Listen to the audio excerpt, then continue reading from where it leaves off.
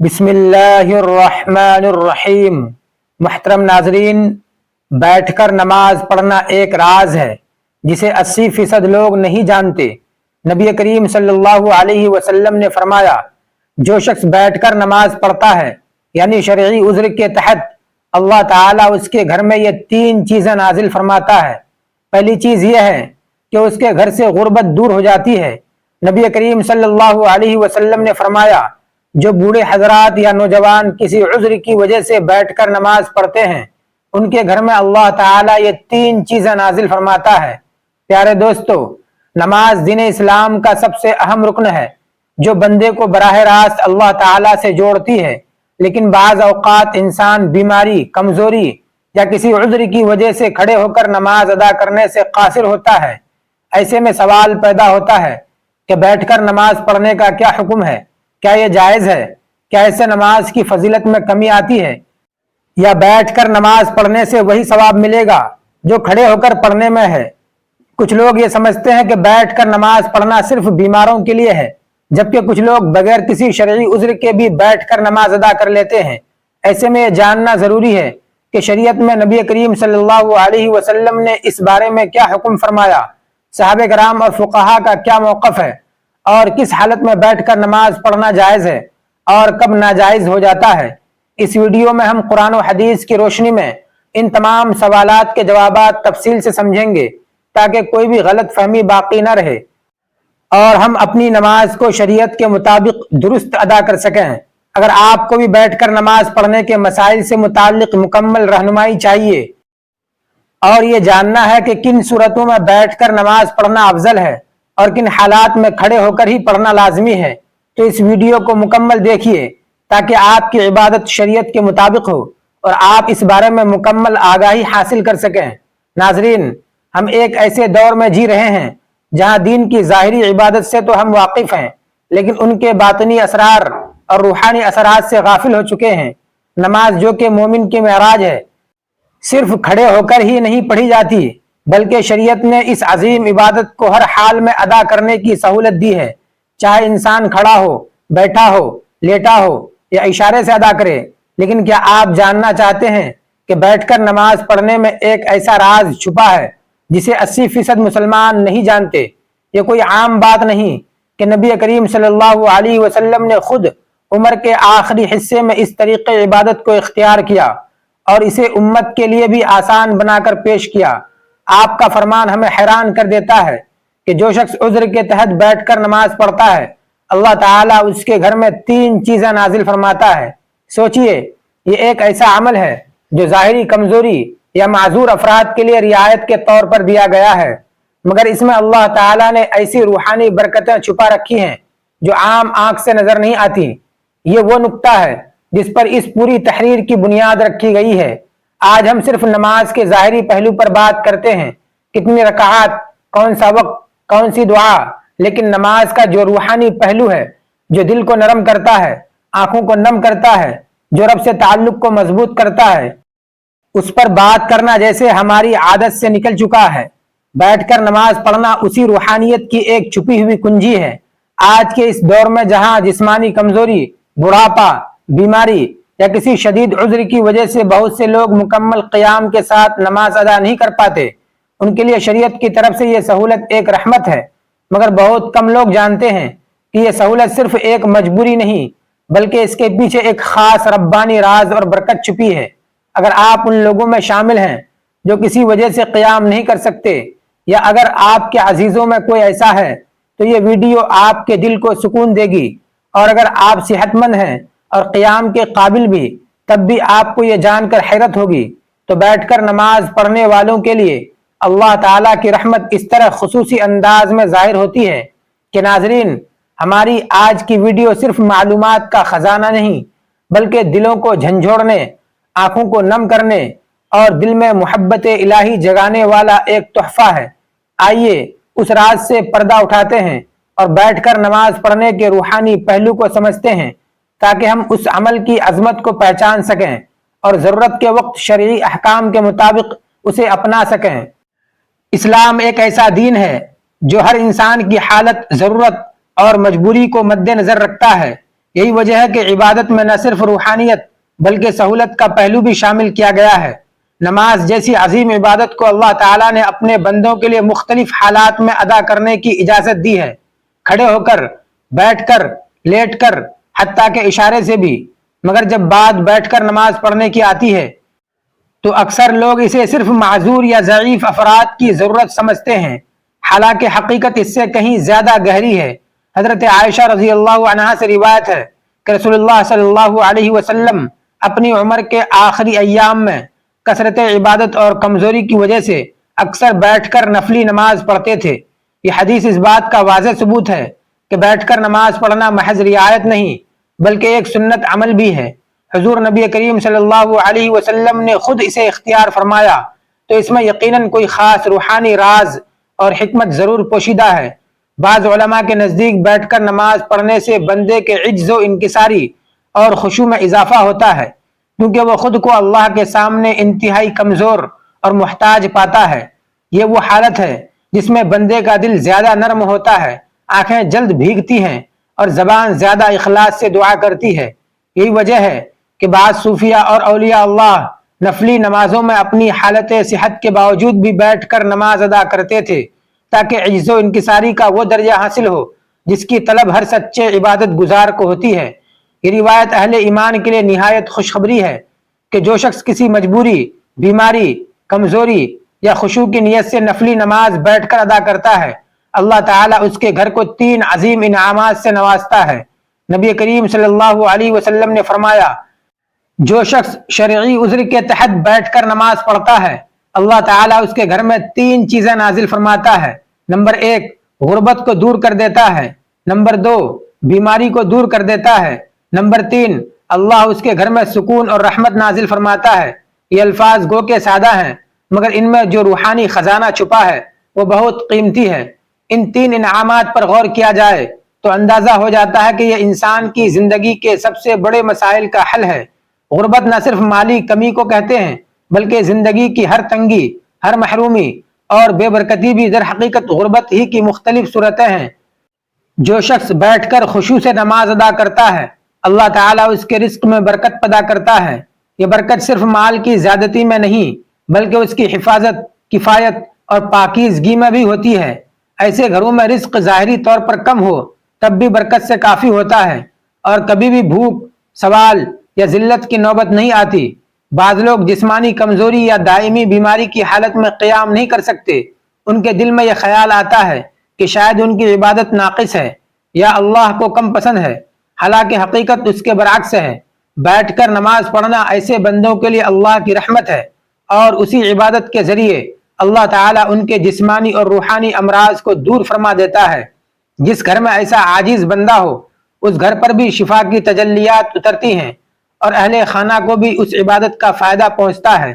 آج کا انسان سب کچھ ہونے کے باوجود بے سکون ہے۔ دنیاوی آسائشیں، دولت، شہرت، ہر چیز کے باوجود دل خالی ہے۔ لیکن جہاں عاجزی کے ساتھ شرعی عذر کے تحت بیٹھ کر نماز ادا کی جاتی ہے، اللہ تعالیٰ وہاں سکون، رحمت اور محبت کے فرشتوں کو نازل فرماتا ہے۔ ایسے گھروں میں روحانی ماحول پیدا ہوتا ہے جہاں دلوں کو سکون ملتا ہے، اولاد صالح بنتی ہے اور زبانوں پر نرمی اور ذکر الہی جاری رہتا ہے۔ ان 3 نعمتوں کو اگر حقیقی معنوں میں سمجھا جائے تو یہ در حقیقت ایک گھر کی دنیا و آخرت دونوں کی کامیابی کی بنیاد ہے۔ وہ گھر جہاں اخلاص سے نماز پڑھی جاتی ہے، وہ رب کی رحمت کے سائے میں آ جاتا ہے۔ ناظرین، اللہ تعالیٰ نے نماز کو بندے کے لیے ایک بہترین عبادت اور اپنے ساتھ تعلق مضبوط کرنے کا ذریعہ بنایا ہے۔ یہ روحانی سکون، برائیوں سے بچاؤ، نظم و ضبط اور آخرت میں کامیابی کا سبب بنتی ہے۔ نماز دل کو سکون دیتی ہے، گناہوں کی معافی کا ذریعہ بنتی ہے اور انسان کو اللہ تعالیٰ کی یاد میں رکھتی ہے تاکہ وہ برے کاموں سے دور رہے۔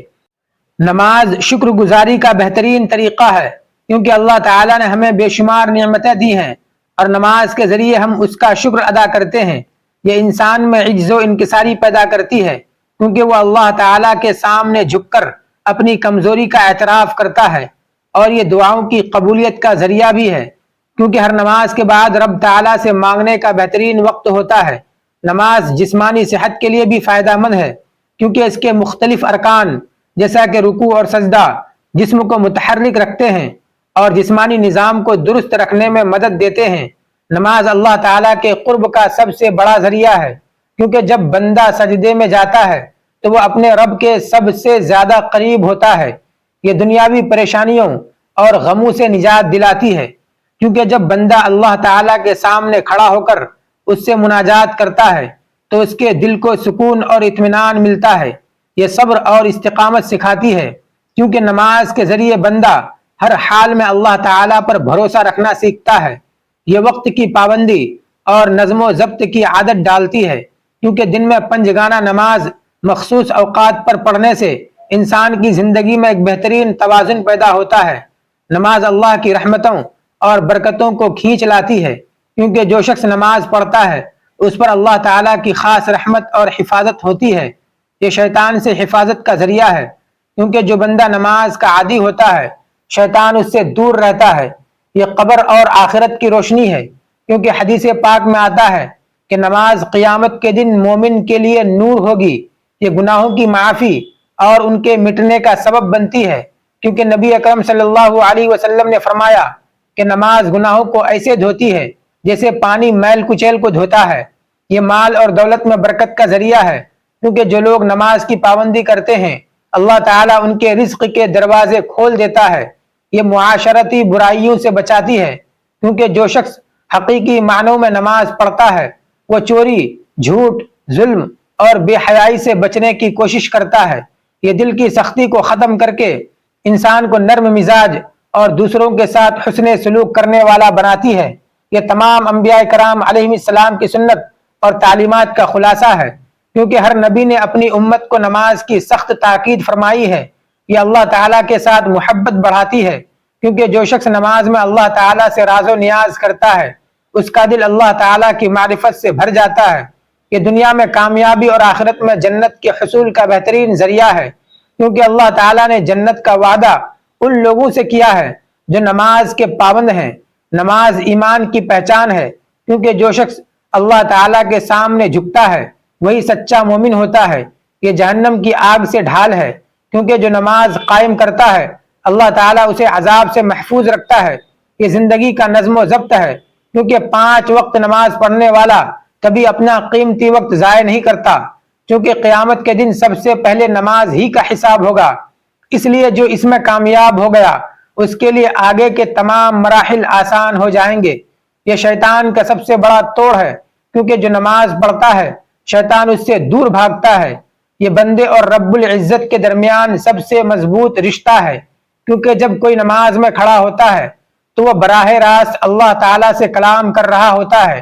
نماز سے متعلق چند اہم اور مبارک احادیث نبوی صلی اللہ علیہ وسلم۔ آپ صلی اللہ علیہ وسلم نے فرمایا، قیامت کے دن سب سے پہلے نماز کا حساب لیا جائے گا۔ اگر نماز درست ہوئی تو باقی اعمال بھی درست ہوں گے، اور اگر نماز خراب ہوئی تو باقی اعمال بھی خراب ہوں گے۔ آپ صلی اللہ علیہ وسلم نے فرمایا، نماز جنت کی کنجی ہے۔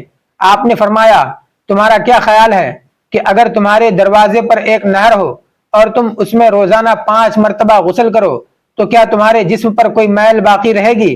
صحابہ نے عرض کیا، بالکل نہیں۔ تو آپ نے فرمایا، یہی حال 5 وقت کی نماز کا ہے۔ اللہ تعالیٰ ان کے ذریعے گناہوں کو ایسے مٹا دیتا ہے جیسے پانی میل کو بہا دیتا ہے۔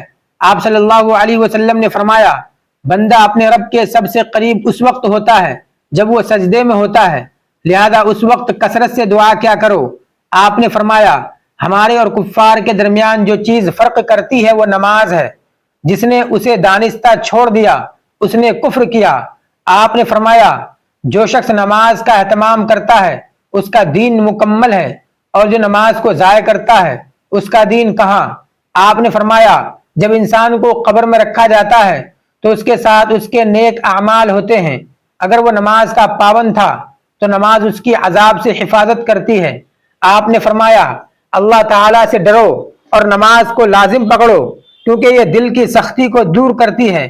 آپ صلی اللہ علیہ وسلم نے فرمایا، جو شخص وضو کرے اور اچھی طرح وضو کرے پھر 2 رکعت اس طرح پڑھے کہ اس میں کوئی دنیاوی خیال نہ آئے تو اس کے تمام پچھلے گناہ معاف کر دیے جاتے ہیں۔